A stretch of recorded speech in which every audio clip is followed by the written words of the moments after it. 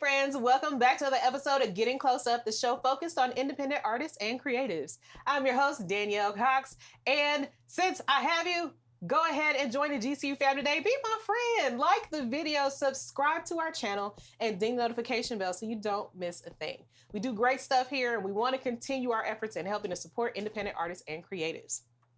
And I also want to say welcome to another panel show. We love this particular series, even though it's a labor pain to get together because creatives have multiple schedules and it can be very tough. But this episode, we are focusing on music producers. So this episode is definitely for you if you were looking to get into that, if you work with a lot of music producers, and if you are, you just want to hear them chop up some game about shop. Let's get to it. I've got 3 panelists with me here today. I want you guys to each give a name and what you do. Just a quick rundown of the type of things that you do. Let's start here. All right. My name is Markus Raines. Producer-wise, I pretty much make beats. I working with music with my friends and stuff like that. And pretty much on a simple basis, that's pretty much it. Of course, I make music for myself and other artists. So yeah, he's your artist. Mm-hmm. Oh yeah, that too. And we know Markus. We've seen him before, so he's a friend of the show. Thank you for joining us. Of course. I'm Caleb Fankhauser, producer and engineer, and I'm kind of like I like to kind of work with artists on things that they might be missing because everyone can do so many things, Gotcha. And just try to fill in gaps and help them out with maybe it's arrangements, maybe it's just engineering, kind of whatever they need, that kind of thing. So yeah. Cool. Thanks for joining us. Of course. I'm Desmond Mason, aka D. Professor. I'm a professional musician. I'm a music producer, engineer, sample creator. I wear many hats within the music arena. Yeah, that pretty much describes me. And I think that's going to be pretty much a common theme throughout this because on this level, you absolutely have to learn so much on your own. Mm-hmm. But let's start out with a very basic question that seems basic, but can mean different things to different people. What is a producer? Well, how would you define that? And go. Anyone that produces a product. Okay. Yeah. That's yeah. That's fair. I think it just depends on the kind of music you're making and what you need from the producer. It can be at this point kind of anything that's missing from songwriting all the way through the end of mastering, anything in there. It could be a producer. I don't know. And the adjective before the word producer denotes what you do. So if you're a music producer, what do you produce? Music. If you're a vocal producer, you produce vocals. I can see a lot of people getting those things mixed up. And in dealing with independent artists and things like that, do you find that it gets mixed up very often, that they may not exactly know what it is that they expect you to do besides produce something and maybe don't understand what goes into that or that they might need to be specific? Going off the top of my head, I think it's the responsibility of the music producer to kind of explain that. You know what I mean? So, for example, if I'm making a custom music production for someone, let's say Markus hires me to do a custom beat for him, from scratch. With that, that'll entail me asking him what mood does he like, what tempo does he like. We get that set, right? And then through that process, I'll get him an entire beat, according to his specifications, according to his tempo, with stems and everything, and that's what it entails. Now, in another contract, however, someone might ask me to be in the studio with them. Not only do I want a beat, I want you to be in the studio, actually producing me and directing me in the studio. That's a totally different thing for me. And I feel like, in you saying that, I feel like there's different vibes that you get because sure, you can create a beat and someone can find it on your beat shop and be like, hey, I want that. And then they do something. And then that just be the end of it all. But then, just like you said, if you're in the studio with them, that just allows both of your minds to be able to create in the moment. And that, me personally, I definitely like being in the studio with people when they're actually creating because, there might be something that they want to add that you didn't add before when you sent them the original production. And and with that, it comes a totally different set of expectations, and for me, a totally different set of costs. Because at that point, at that point, just an aside, like as a music producer, as you're advancing like in this game, quote unquote, as you're getting more credits and such, like you're gonna find out that time is your most valuable resource. It's not really about the money. So putting that aside, that would lead to a totally different set of costs for me. Then I'm going to be like, I charge $35 per hour or X amount of dollars per hour to be in the studio with you. So not only do you need to pay me the X amount of money for the custom beat, for that extra service, I'll do that. But that's just me. I get it. It's individual towards each and every person. For example, like, I mess with Markus Raines heavy. You know what I'm saying? I might volunteer my time to be in the studio with him. So it just depends. But I say all that to say, to answer your question, is the music producer's responsibility to actually explain all of that up front, so both parties can know what they're getting into and both parties get what they negotiate. I get that when I hear the conversation surrounding it a whole lot. But what type of skills would you say would need to be developed in you as a person? Like, think of yourself when you first started to try to even get into this. Like, what is there a certain type of skill set or even personality that you feel, knowing what you know now, you absolutely need to have to even get into this? I think the most important thing in my mind is just the ability to be as flexible as possible. You can walk into a room and think everyone knows what's going on, especially like with independent artists, maybe don't make as much music as like someone that's on a label or higher up. They may not know what they want. They may not know what they want. They may not know everything that goes into it. I mean, I've done sessions with people where, we have a day in the studio and they think they can knock out 5 songs. It's like, it's not going to happen, And so you kind of have to know all that stuff. And I think knowing how to set expectations and just be flexible when you get in the room is like the most important thing. It's way more important than any of the technical skills to me. But in lieu of that, I will go on about the fact that you do need to have some technical skills. Yes, for sure. Like knowing how to mix, knowing how to master, knowing what's going on, within those things, knowing how to compare the mixes that you are cooking up with the artists, with major label releases, because they're going to want their release to sound as close to the commercial release as possible. Because if that's what they want. I mean, most artists are trying to sell their records, and in order to sell their records, like the quality has to be up there. Yeah. So not only, like you said, you got to be flexible. You kind of have to be a psychologist sometimes. You got to kind of be the therapist sometimes. I hear that sometimes mind games have to be played and little tricks and little things that you might have to do. And I definitely want to get into that because I find that fascinating. It wasn't something I had even considered before I started to kind of look into some of the things that I might want to talk to you guys about. But touching back onto the skill sets, because I think it's really, really important too. You talked about a technical knowledge. And you have to have that technical knowledge to even know what to offer to someone and know what you do best within those offerings. Where do you even start to learn that stuff? How many of you are self-taught versus having a mentor? Well, I know for me, I've been as self-taught as I possibly could have been. Like, I may have stumbled across maybe 1 or 2 people who actually showed me kind of a little bit of what's going on.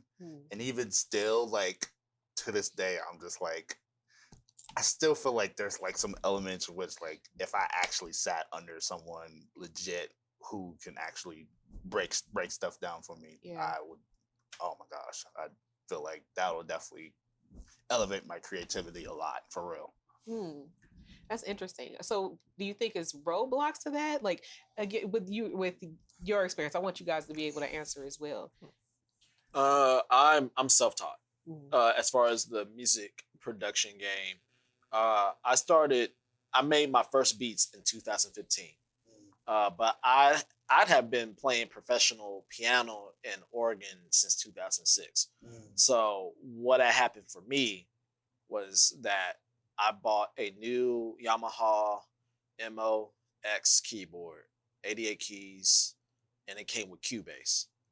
And my good friend Dominique Sanders at that time, he's famous now in LA. He's still the producer that I look up to from Kansas City. He was making beats. He was making tight beats too. I was like, man, I want to be like him. So I just loaded up Cubase on my old MacBook, and I just started trying. Oh, wow. You know what I mean? I just started. Let me learn this. You know, just dove right in. You know, without reading the manuals or anything. You know, and YouTube and the manuals ended up being my best friends. And then I was making beats for some months, and then Dominique introduced me to this platform called iStandard. And iStandard used to have producer showcases, like in several cities. Okay. And they used to come to Kansas City a lot. And I took my chance, and I entered into one of those. And, you know, I thought I was all that. You know, I was like, you know, I know these chords, I know these harmonies and stuff. You know, these producers ain't gonna beat me. They only got like 2 chord loops and stuff. You know, they only do trap music. I came in 4th place that night. Oh wow! It was a humbling experience for me, but it taught me a lot. And I think it was at that point in my self-taught journey that really like propelled me to become the music producer that I am today. And after that, YouTube University, I bought books on mixing and mastering. I still have them to this day. I dove in, and yeah, that's how I came up and learned myself. I see you nodding heavy. You giving a Ninth Wonder head nod. Like, so you agree with all of this, right? Yeah. I was lucky enough to have a few people as mentors as I was coming up, and but at the same time, I think with really anything, no matter how many times you have someone like explaining something to you and telling you like this is what you need to do, until, especially in creative work, until you figure it out for yourself, you're not really going to understand it. So I had some people kind of showing me the way, but at the same time still have to dive into stuff and just be willing to make something that's going to sound like kind of weird. Yeah. And no one ever has to hear it, but it's part of the process. Right. You know? I can imagine like being comfortable with something that you worked really hard at, still having it be trash compared to everything else. Yeah. I got a short story. I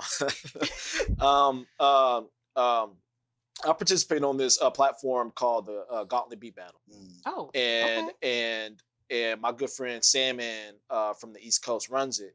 And Sandman likes to play beats in the background as they're discussing, like from other competitors in the past, and he's always wanted to mine like some of my beats. So he was like, "You got to clean up your SoundCloud, though." You know, I haven't used my SoundCloud in years. So I went to my SoundCloud and I've heard some of the first beats that I heard, wow. And I was like, "What was I doing?" What was I doing? Your first beats are an easy like temperature check as far as like how far you like. Yeah. My goodness. Bless SoundCloud right. for just being the time capsule that it is. My goodness. I'm talking about the beats from the first ever showcase that I won 4th place at. And I said, wow. That's dope though, because that's something for you to look back at. Like everything that you worked on is really a marker to how far that you come. I'm going to move on to the next topic. I think this really, really just flows right into it. Okay. So I love this conversation and where we started because it just touches into the next thing. Not that I'm calling y'all's first stuff bad. I'll let you do that yourself. But let's talk about some of the key markers to bad production or bad producers. Like knowing what you know now, what type of things would you say specifically let you know, oh, this was not done right? we definitely gonna stay in my own lane because I ain't gonna try to touch on anybody else. Well, you don't have to say names. Right. It's what we're talking about. Don't say names, but It's not that kind of show. But like your hallmarks. commentary is key though, because you're an artist. And we are producing for you. So Exactly. yeah, It's true. we need to hear from So, Marcus. all right, okay. I love it. Okay.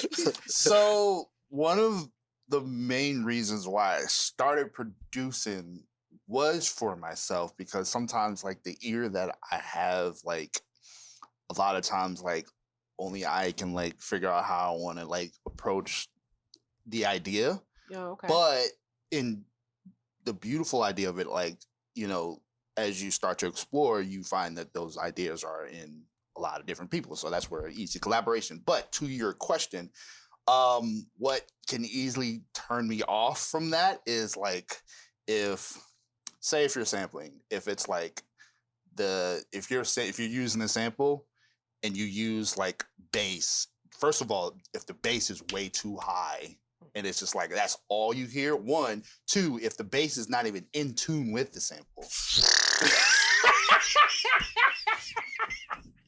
Why is that striking a chord? It's like, you know, so you guys. Wow, okay. That is just, oh my gosh. It's like, first of all, you're not allowing, it doesn't even give room for like whoever to just come on and do whatever they want to do. It's just, all you're hearing is just boom. And and even more so, you're not even allowing the sample to like properly breathe, because all of that's supposed to flow together in itself. And if you got your bass too high, even if it's too high and it's in tune, that's still a problem, because it's just like, I mean, I get it, but I mean, dude, like, turn your bass down just a bit. just a little bit. Yeah. I can see that that's a big one that strikes a chord. Like, what are some other things that you would say are just a key indicator that this is not great? I think a lot of times, just like with the arrangement of whatever you're making, maybe not paying attention to what instruments are like sitting in what ranges. Like if you have a piano and a guitar and they're playing chords and they're both kind of like in the lower of part of their range, they're going to sit right on top of each other, and you're not going to be able to hear either of them. Yes. And you're not going to be able to hear the bass. You're going to turn it up and get into that problem. And it's like, it's something you may not think about until you experience it and like figure it out the first time, but it happens a lot. Yeah. Yes. Okay, and I'm going to speak from producing for other artists, because if you're making beat tapes and things for yourself, then what I'm about to say doesn't really apply. But in regard of producing for people like Marcus, doing too much. Like adding too many elements or doing too many things with the melody. He preaching to your soul, ain't he? I see it. When you're producing for other artists, it is your job to leave room for the vocals. You know what I mean? And it's going to go against your instinct at first, because as a producer, I know I got an ego, and and when I put down some tight things, it's tight. But if that tight thing is too much or interferes with the artist and the lyrics that he or she is putting down, or the concept that he or she is putting down, then that's not it. You gotta take it out. I love how this flows into what I want to talk to next. I really do. It's serendipitous. I absolutely love it. Because what I have written down next is the thin line between a signature and a bad habit. So what are some things that, and first of all, the difference between the two? Because there's a way to do a signature. There's a stamp, a certain thing. I want to know if you guys have identified that for yourselves in your own music, your own production. And what are some habits that you had to break because you realized it was towing that line? Well, to literally piggyback off of what he was literally talking about, like doing too much, I had to learn. I had to learn that early, because at one point, and especially as like music progressed, like throughout the time frames, like, it got to the point where it's just like, at one point rap had 3 verses, and now it's just like, now we're down to like if you do 3 verses, you doing too much. That's an interesting phenomenon. But even more so, like, and even at some points, this is like having an intro. There used to be a time where, like, when I made beats, like, I used to have like a full, like, 8 bar, 16 bar intro. Yeah. Right before the actual first verse start. Yeah, I'm just like, not anymore. Hey, yo, what are we doing? Not anymore. I'm like, now I'm like, definitely matured in like my writing and artist form, and that has matured with my production. I'm like, man, let's get to the point. Like, what we trying to do? And it kind of like helps me like zone in with my production as well. Just like, hey, this is what we doing. Sometimes, you know, if the beat is like right there in your pocket, sometimes you just gotta let it be right there, and it's okay. For me, it's being too musical. Unfortunately and fortunately at the same time. You know, for some of these artists, you're just going to have to be very simple. Mm-hmm. And I don't mind that because I've made some of my best records being simple too. So luckily I've been able to traverse both sides of that spectrum. But yeah, sometimes it's being too musical. I admit it. I mean, I'm a pianist and organist. You know, I'm a jazz pianist like for most of my life. So, and I can see for some clients there would be much unless that's exactly what they want. Exactly. Yeah. Exactly. And you move through different genres and doing things for events and all kinds of stuff. Like, so what are some of the things that you in that vein? Yeah, so I'm a drummer. It's like I started out as a drummer. Like when I was a kid, I still play, and so I tend to have like, if I'm coming up with something, it tends to be like way too complicated in the drum parts. But in mixes, my drums tend to be like really hot, just because it's what my ear goes to. It's what your ear goes to. It's like what I'm looking for. So these days I try to like not even really think about like what is my signature to this. I just try to do like, this is what I think is best for the song, and it's gonna sound like me because I did it, you know? Yeah, and you can't help that. It's gonna sound like me because I did it. Yeah, you can't help it. And I think if you're trying too hard to lean into something, you might start like getting weird results, or then it becomes like, okay, there's like too much happening.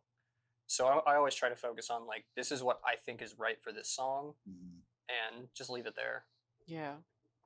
Now I think that's really important, and I've always wondered like, what are those things that the habits that people have to break? Because when as a consumer, I can tell certain things on my own. I may not know the technical terms for it and stuff, but I know when I hear something and I go, oh, they must really like that because they keep doing it. Like it's in all of it, and I'm like, they're trying to do this thing with being a little bit behind the beat, and it ain't in a sexy way. It's just coming off kooky. And because it's not quite where it should be, and like I feel like I can hear certain things just as a consumer, and I just go and wonder, like, did they hear that? Yeah, or maybe they heard and they liked it. So one example that I will have to say, that sometimes like certain things were like others would correct, like based on like other artists and how they produce and everything, like it just worked for them, and they're just like screw it. MF Doom. Like a lot of this. I have an example after you too. MF Doom, like definitely sounds like it's like maybe like he might have mixed and matched, not even touched the mix and mash aspect of it, but like the way that it came out, and I don't know, it's just like a cult following behind his music, and it's just like raw. Yeah. And and that's it when was immediately a nostalgic. That's how I feel about it. And I don't know exactly what he did to capture that, besides some of the beat signatures that he has. But like, yes. To piggyback off of you, knowledge. One half of No Words. Yes. He's in my Mount Rushmore of producers right now. Okay. Because of the way that he approaches things. You know, like on his beat tapes and stuff, people complain like, you should have made this longer, or, you should have added drums or stuff. And he's like, I'm going to do what I want to do. Just play it again. So that's what I do. So if I feel like when I'm making this ish, like it's supposed to be 1:23, that's all you getting. That's it. Because I'm gonna play it again. Running back. If a sample loop is all I'm feeling, I ain't gonna add nothing to it. Bro, It's funny you mentioned that because as I got older, I appreciated like whenever Ghostface Killer would just like get on a beat and there's like no drums, it's just a sample. It's just a All sample. that is just glorious. It's just like Nas and Hit Boy have a record like that too. yeah. Called "Woo for the Children."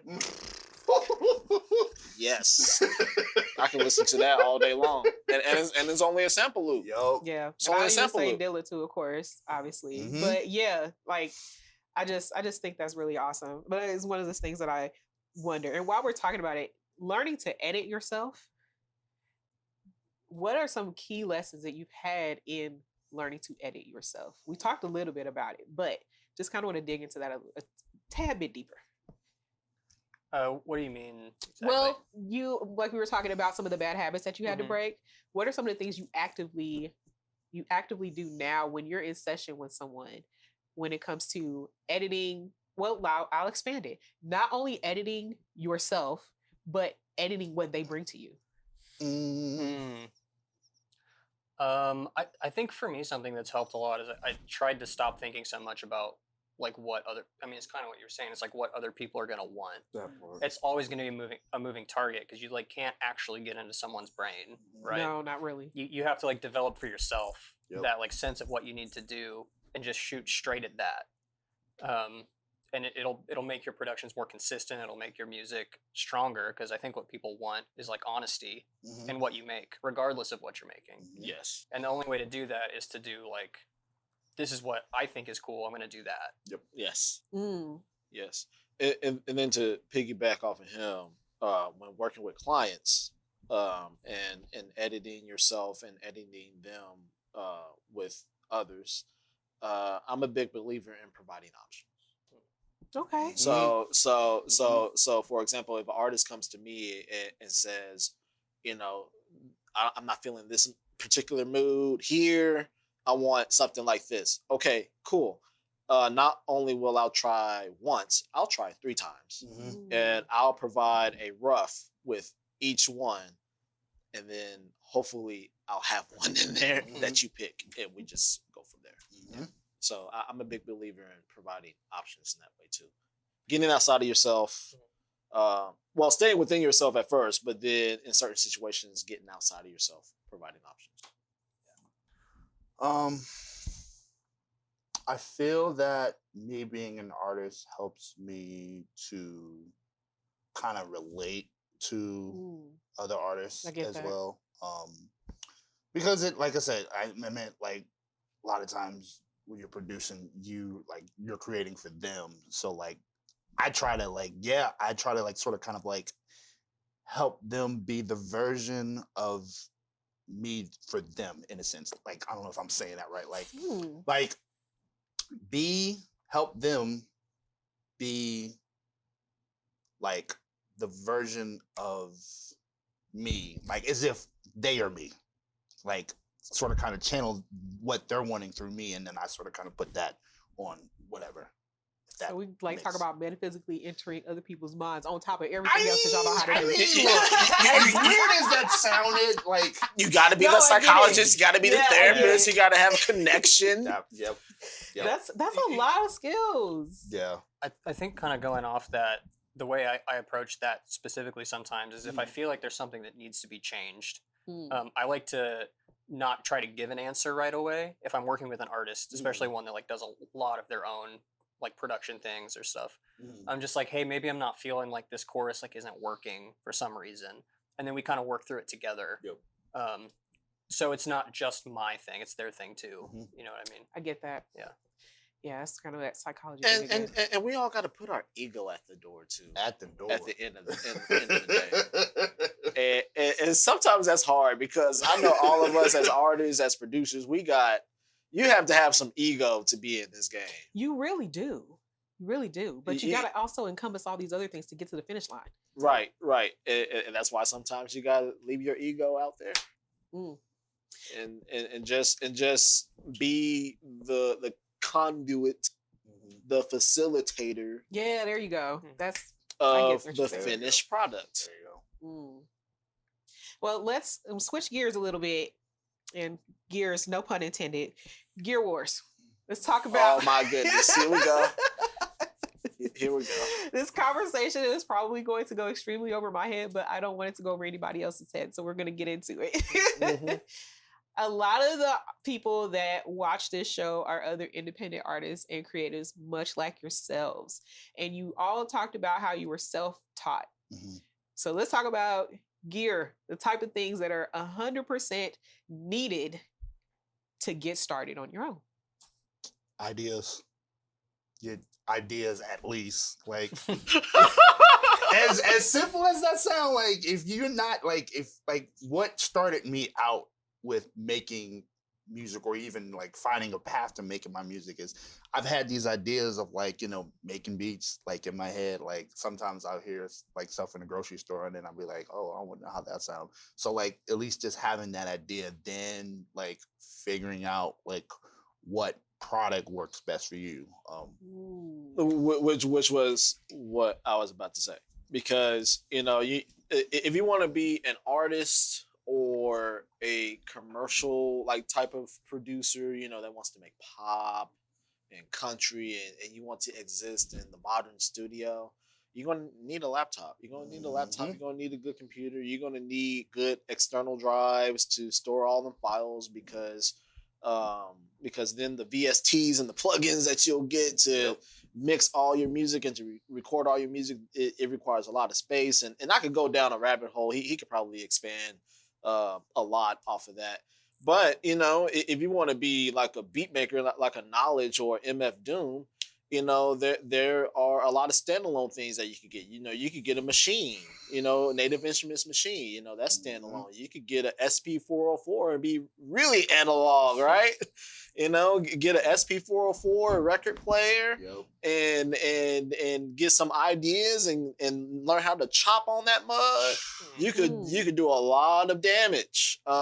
So like Marcus says, first you got to get an idea of what you want to be, and then once you know what you want to be, that's going to decide all of the gear that you're going to eventually get. Yeah. And I think starting out, like once you know what you want to do, just like go for the thing that's within your reach, the easiest, so you can start. Like I've wasted so much time sitting on the computer, like, should I get this thing or this thing? They're almost identical. I freeze anytime I get a toaster, can opener, anything. I can only imagine. Next thing you know, your album's like a month behind because you've been staring at it for two. You know what I mean? So I think you just decide what you want to do and like see something that's within your grasp, and then just go get it and just start. Yep. And you'll learn things. You'll learn what you need more along the way. Yes. It'll probably be a computer. Maybe it's one of the standalone sampler things, but just whatever you can get to, honestly. It's just one thing leads to another thing, because otherwise you overwhelm yourself immediately. Yeah, it's also never going to end. Like, no matter, you're always going to be trying to buy something. It's never going to end. No, it's not. Never end. Yes. Like, mind you, I'm like at a standstill with like where I'm at, like creatively, but ultimately, like I have my eyes on like certain things. I'm like, boy, if I get it just enough money, boy, I'm gonna get that thing right there. Yeah. And right now, currently, I'm going through the painful and tedious process of uploading all my VSTs and stuff onto a new laptop, because I was like, it's the worst. I was like, finally, it's time to upgrade. I still have my old stuff on my old laptop, and I'm still completing projects, but I'm like, yo, like I'm gonna have to upgrade, just to keep up. Yeah, and then to also piggyback off of what was said again, ultimately it's going to depend on what kind of artist and producer you are. It's the artist that decides the product. It's not really the gear. Oh, okay. At the end of the day, with the exception of Pro Tools, because Pro Tools is a learning curve within itself. All digital audio workstations, for example, they work pretty much the same. They just each have their little quirks. Do any of you have a favorite? Favorite system, favorite DAW, whatever. I work mostly in Pro Tools, but I try to work in I like to have it to where if a client comes to me with a session in anything, I can just open it on my computer. It's way easier to start off that way. I agree. I mostly work in Studio One. But like he said, I like to have at least functioning skills and other DAWs such as Reason, Cubase, this and third. Yeah. Fruity Loops. Fruity Loops. FL. All right. That is. I don't know. It's like as soon as I It's got a found hold it, on it's you. just I'm just right there. And, like mind you, again, I love to like get to a point Mhm. where I'm using like a whole bunch of other different things to kind of expand my Mhm. reach. But like sometimes when you're in that pocket, like for your creativity, just Yeah. stay there and just keep chucking until the wheels fall off. Hey, Once hey, the wheels hey. fall off. 808s hit harder in FL though. I'll debate that. There's something about I'll the die on that hill. I admit it. Yeah, I'm a Studio One savant, and people are surprised, hearing my battle beats. Like, you make ish in Studio One? Yes, I do. Yeah. Yes, I do. But yeah, FL. Whew. Oh, wait.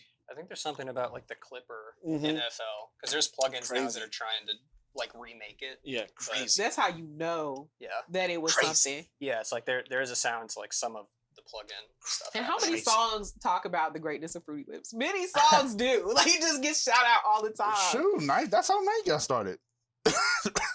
Like I love like the interview that I seen one time where he just like found it and literally got started. Like I'm pretty sure that's how he did like a lot of Little Brothers. Like, What a gift. oh my gosh. And I think that's really encouraging. I think what you guys are saying is really encouraging because it can seem daunting and overwhelming, but to hear people who have done it say, really just find out what it is that you want and everything else will come to you. Mhm. There's a very, for a technical skill, for a skill that's very technical, that is a very artisty woo type of thing to say for a highly specialized technical thing. Yeah, And I just think that's really encouraging and awesome. I think once you like get something too, make sure you spend time with it and like Yeah. figure out what you can actually do. Like there's this guy McGee, he's a guitar player, indie artist, but he used this like I think it's like a Tascam little 4-track, 8-track recorder that he found out if you just crank it a lot, it gives your guitar like this super cool tone. And now everybody wants it and they're hard to find. And so like no matter what you get, like see what it can do, like push it a little bit, and you'll have new ideas based on that, and you can develop your sound that way. I do want to ask about the expectations or the differences in need with the systems and gear, whatever you use, and the genre that you're involved in. Because I think what you just said kind of touches on that. What are some of those key differences or the adjustments that you have to make based on who you take on? Well, I make most of my productions with real instruments. I mean, it makes sense. I mean, look at who I am. I'm a natural piano player and arranger and composer and stuff. So it makes sense for you. So it'll make sense for me to have an acoustic piano at home. It'll make sense for me to have a bass guitar. It'll make sense for me to have a more expanded keyboard. It'll make sense for me to invest heavily in VSTs that have real strings, that have real orchestral percussion. I have East-West strings. I have native instrument strings. It's crazy. Like nice. My VSTs take up like 750 to 800 gigs of space. But I will guarantee you that if you're like a trap producer or something, you're only going to need like Nexus or something and FL and some good drum samples and some good 808s, and then you're in there. Yeah. So for me, I need all of that stuff. So, but yeah. Yeah, I mean, it really kind of depends on what you're expecting. Like if you're going to record a drum set, you can do it with one mic and you can make it sound really cool, but you have to like know that you're going to get like not the like top 40s pop drum set sound, because that's like 10 mics, and so I think you just have to know what you're expecting, and just work towards that with what you have or what you're using. But if you're using live instruments, you're probably gonna need more gear, more microphones, more inputs for the microphones, that kind of thing. Crazy. Chords everywhere. There's chords. Like one last thing that I want to talk about in this particular topic.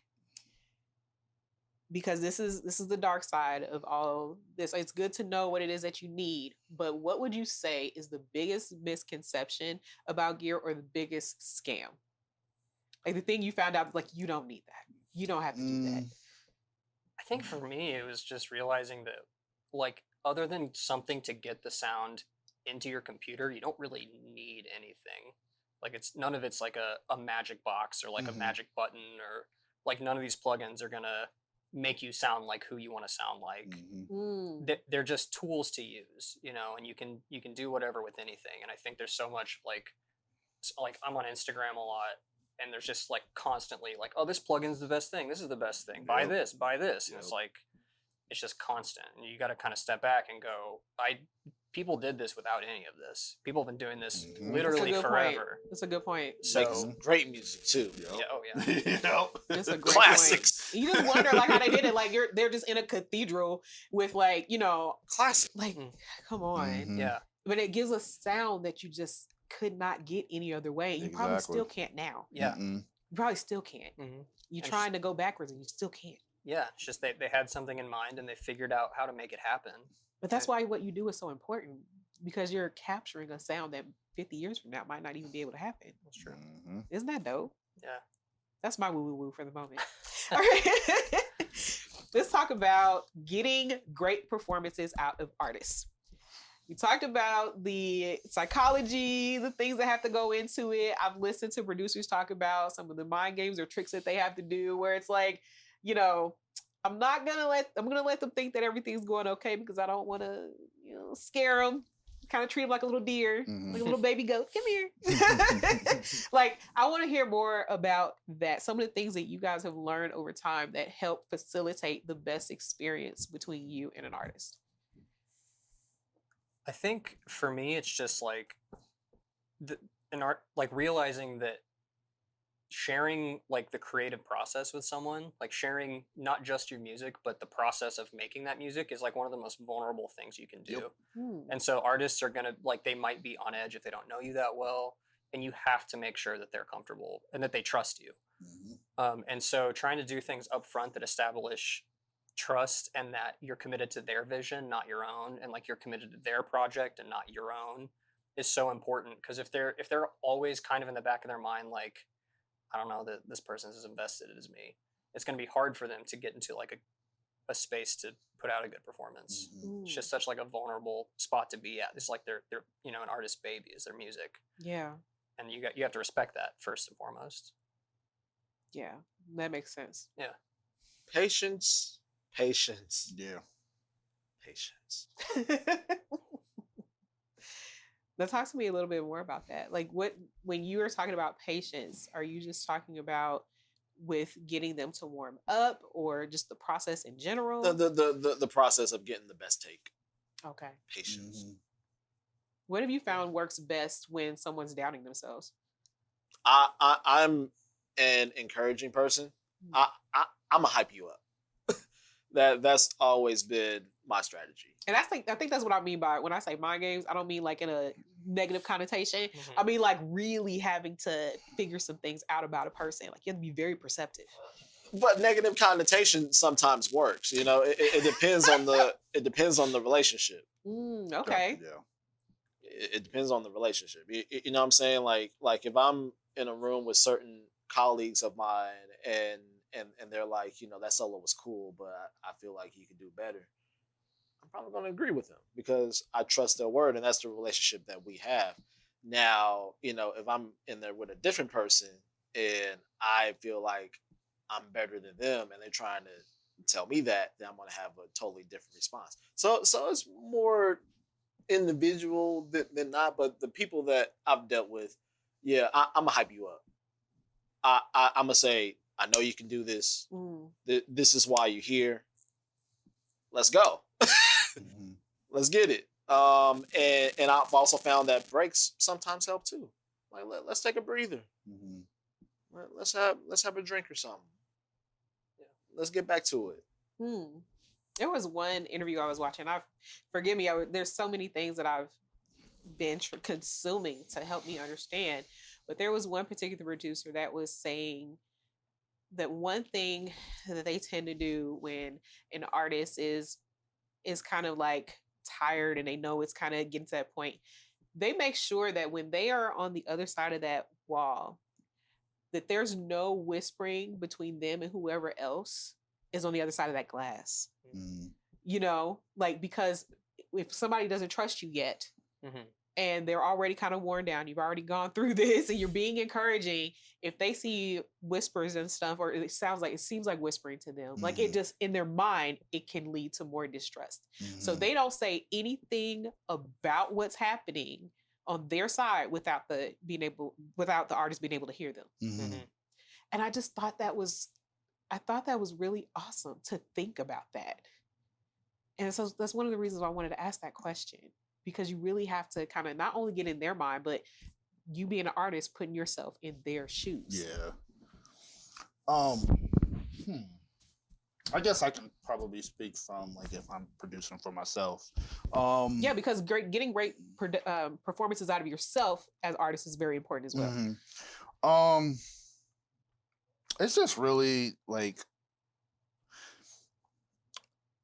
what helps is, like, say if I do something, create it, and then I send it to someone, getting opinions from other people, you know, that I trust. Because then they can sort of kind of like, if they're hearing something like, hey, you should either do this or that, and I go back and try it, and, you know, it sounds better, then I just roll with that. So it'll just, for me, like, my circle of, like, people who I trust that want the best music out of me definitely helps as well.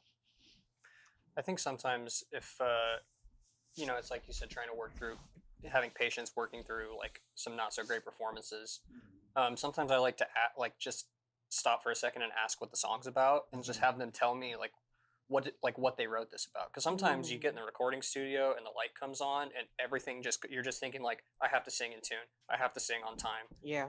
Like my voice has to sound good, and you forget that like you're just trying to communicate whatever you were feeling when you wrote this. And so it helps to like say that to someone and explain to them and just have like a quick little conversation about it, take them out of the moment and like kind of remind them, put them back in the place they were when they wrote it.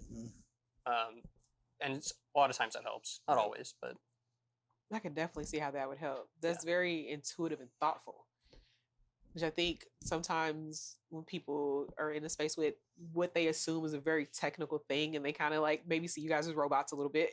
It's probably a stereotype that you get a lot. They may not expect you to want to connect with that part, the heart of it. Yeah, and that's interesting, because it is true, but at the same time, that's like exactly why I do this. You know, because if I'm working with someone on their music, I've like never felt more connected to someone than when we're like working on a creative project together. It's so central to like why I do what I do and how I do what I do. But definitely, I think people see, especially if you're in a studio with like the big board and there's like all these knobs. Yes, like, the wizard. Yeah, and it's just about like connecting with someone and communicating effectively. That's great. I really appreciate that part of the conversation. I think that's really helpful. And it also ties into what else I want to talk about. When you're in the thick of it with someone, you're in this space, they're vulnerable, you're trying to get to the finish line.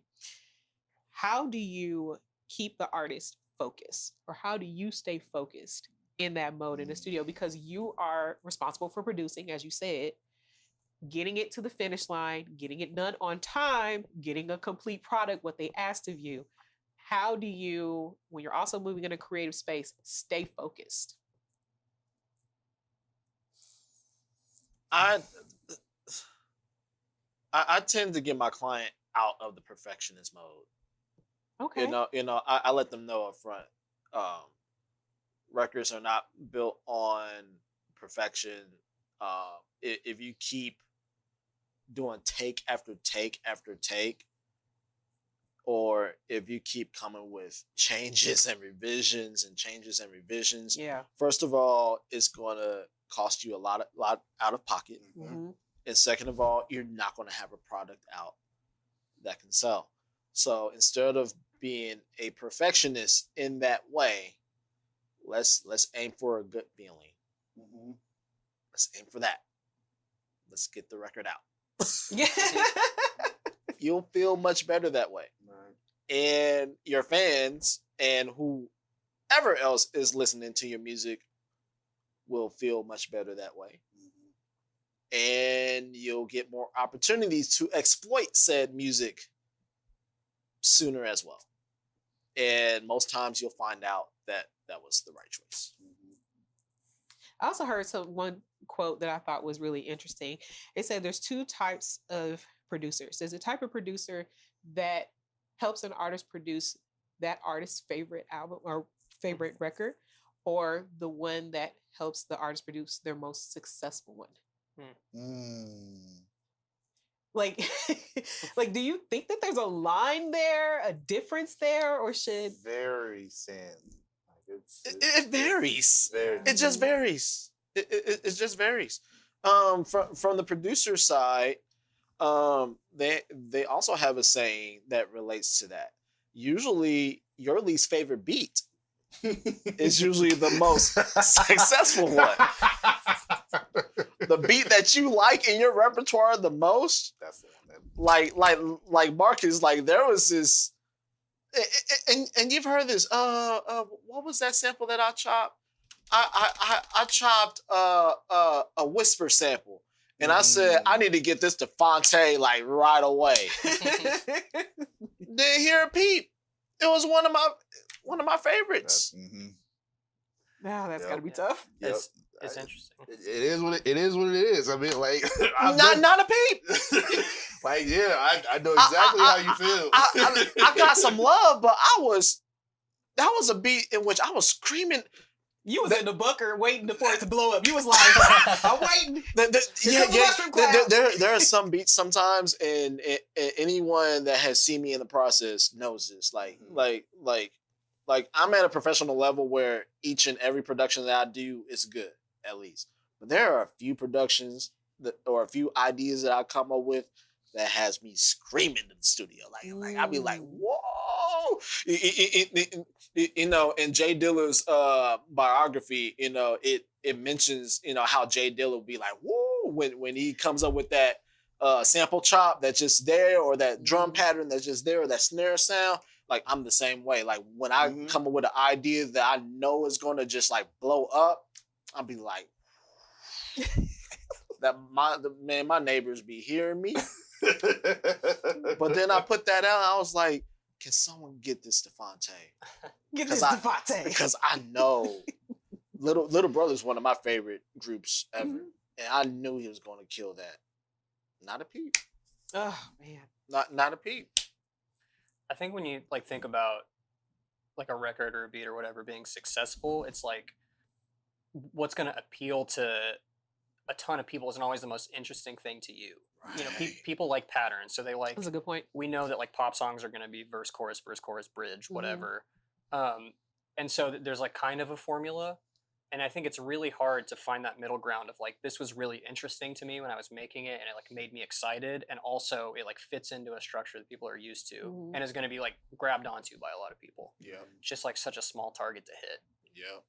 Wow. Yeah, it's just, I know it's got to be tough to recover from, but it's part of the process. But I mean, like when you going through that bit, if anything, it just kind of humbles you, because it's just like, you know, things that you like, not everybody's gonna like that. But again, that also with those beats that you don't think that no one would mess with. Those are one. Again, it's just a wave of like humility for you, because it just lets you know, hey, just continue to create, because you never know who's gonna pick what. You know what I mean? So your throwaways become the hits.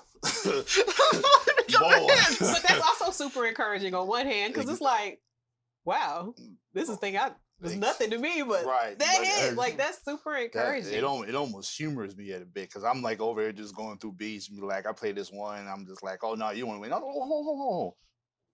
Play that one again. And play it, and you're just like, whoa! And you like, you want this? All right. Okay. All right. Here you go. Oh, yeah.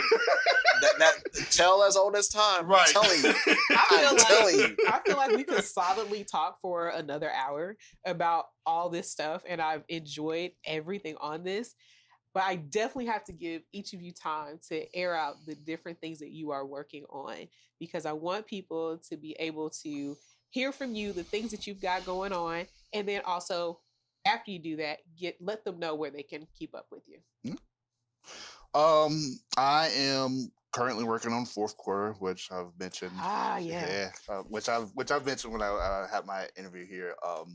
That's like my main thing I'm working on now, and of course I have another project working on. But first, fourth quarter is my main focus. And of course, you can definitely follow me on Instagram, mainly MOA816913 is where you can follow me. So nice. Yep. Looking forward to that project for sure. Right now, I've got some songs I did with this artist named Liney Blue. Oh yes, coming out soon. Liney Blue. Yeah, we had a couple of the singles come out. The Explanation and If I Were a Cowboy are out now, and then the rest of those songs are coming in the fall. We just got the masters back. I love how they sound. Awesome. It's such a good feeling to get that stuff back, and it's like that's exactly what I wanted. Yeah. And then just some recently released stuff. Song called Evergreen by the artist Monster Planet. It was really fun to do. Some stuff with Garrett Buster. Oh yeah. Yeah. We're working on some stuff, and band Team and Tiger. We've kind of been working on some things. So yeah. And then I work with Flew the Coop Sessions. It's a YouTube series for local artists. So we've always got stuff coming out. So check that stuff out for sure. I'm definitely gonna have to have you back here to talk about the experiences with that, because I love the production on that show. I absolutely love it. It's so much fun. It's great. It's great. And then you can find me on Instagram, just Caleb Fankhauser. It's just my name. Just my name. It's just my name. I don't know. I love that. Thank you. Okay, for me, Classes in Session Volume 4 is still on my hard drive. I just need to master it and pull it out. That's my beat tape series, Classes in Session. It's long overdue. I am also working on some things with Amber Underwood, the flautist. Yes. I produced, mixed, and mastered her whole first album. And I have a single out with her called Tulum in November. Ooh. And we're working on EP right now. So we're finishing that up. Also, me and my good friend Lene McKenzie and her daughter, they're called The Adventures of G and Me. I'm working on some kids bops sort of records with her and her daughter too, and they're so cool. We already have one out called The Queen of the Party. You can check that out. We're going to try to exploit that, in the kids bop arena. And so I got. with Gracie's Corner blowing up, like that's why I told her, that should be the aim, because her daughter is very talented. I still have my samples up on tracklib.com. Tracklib is where producers can clear samples for a fraction of the price. Because sample clearance can cost thousands of dollars, but with tracklib.com, they cost only like tens to hundreds, which is like you said, an absolute cheat code. My album on there is called Meditations and Improvisations Volume 1. I'm also working on Volume 2 as well. What else? Beat tape, artists, beat battle in St. Louis coming up September 3rd. I'm in that. I gotta check one of those out one day. For sure. Yeah. Please travel down. It's something to believe. It's something. I'm a 3-time winner of at least the prelim battles. Like my last mountain to conquer is to win a champs battle and retire. But so I got that coming up next. And then I just have plenty of other things to do as a music director in the community. I'm about to mention that. I want to make sure you don't miss that. Okay, all right. I'm music directing. That's What Friends Are For is a concert series with the Ruby Room at Music Theater Heritage. That is September 11th through 15th. Nice. Check it out. The music of Lionel Richie and Dionne Warwick. I'm also music directing a couple of other shows for that same platform to finish out the year. Check that out at musictheaterheritage.com. And yes, I am music directing Music Theater Heritage production of The Wiz next summer. That's wild. And I love it. Yeah. Mainly July. I forgot the dates off the top of my head. What an opportunity. But yeah, I have a lot going on. I can be found on all social media at d.professor. D.O.T. Professor. You type that in on Facebook, on Twitter, on Instagram, anywhere. You can Google that and all of my information will come up. Whew. Y'all are busy. There's so much work to do because this community is so rich with talent. Yep. And I'm so thankful that you all chose this or let it choose you to learn the things that you've learned to help edify the artist community. I think that is so dope. You know, not all superheroes wear capes, but they have a lot of cords that plug into a lot of different things. Hey! Y'all can use that one. It's fine. Hey, that's fire. That's fire. Thank you so much for joining me. I appreciate this conversation so much. Yes. Thank you. Thank you. Many thanks to my guests on the panel today. Please check them out using the links that they gave. They will be down in the description box below. You do not want to pass any of it up. I hope you guys got so much great information because I know I did. I learned a whole lot. So if you had as much fun as we did, make sure that you like, you comment, and you subscribe so we can keep bringing it to you. New episodes are Getting Close Up air bi-weekly on Fridays. We're wrapping up the season with this. We can't wait to see you for the next one. You know where I'll be, and I'll be checking for you. Bye.